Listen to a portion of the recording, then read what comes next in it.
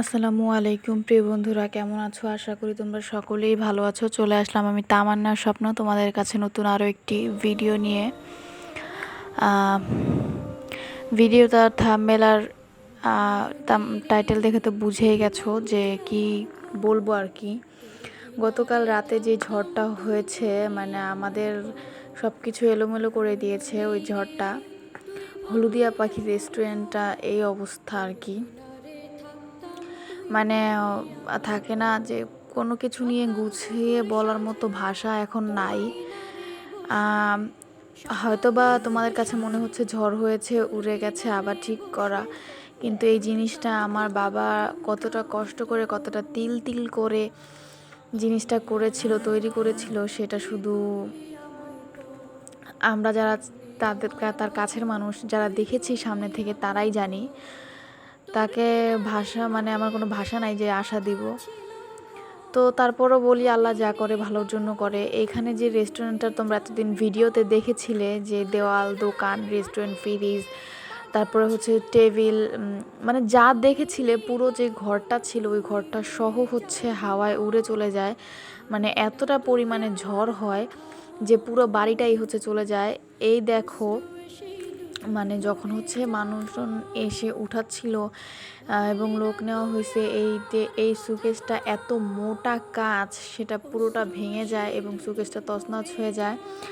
তারপরে তো হাঁড়ি পাতিল, তারপরে হচ্ছে এই যে প্লেট বাসন, কারণ যা দেখতে পারতেছো সব গুঁড়া গুঁড়া হয়ে গেছে, মানে আর কোনো কিছু নাই, এরকম অবস্থা। তো এই দেখো, আমাদের বড় বড় কাচের প্লেট ছিল, ফ্রিজটা পর্যন্ত পড়ে নষ্ট হয়ে গেছে। তো সবাইকে বলবো, সবাই দোয়া করবা যাতে ইনশাল্লাহ আবার যাতে হচ্ছে ভালো করে হলদিয়া পাখি রেস্টুরেন্টটা হচ্ছে আবার আগের মতো করে তুলতে পারি। মানে আমি কি বলবো, আসলে আমার কোনো ভাষা নাই। তো শুধু বাবাকে হচ্ছে সাহস দিচ্ছিলাম যে কিছু হয় নাই, এর থেকে খারাপ কিছু হতে পারতো। গতকালকে রাত 12টা বাজে যে ঝড়টা হয়েছিল, সেই ঝড়ে তছনছ করে দিয়েছে। এরপরেই তো যা হয় ভালোর জন্য হয়, এটা চিন্তা করেই হচ্ছে সব কিছু আবার নতুন করে গুছানো। যেটা হয়েছে সেটা তো হয়ে গেছে, আল্লাহ যা করে তা ভালোর জন্যই করে। এর থেকে হয়তো বা আরও ভয়ঙ্কর কিছু হতে পারতো, হয়তো বা আরও খারাপ কিছু হতে পারতো। তো গতকালকে রাতে 12টার ঝড় এটা, মানে গতকাল রাতে 12টা বাজে আব্বুর চোখের সামনেই এরকমটা হয়েছিল।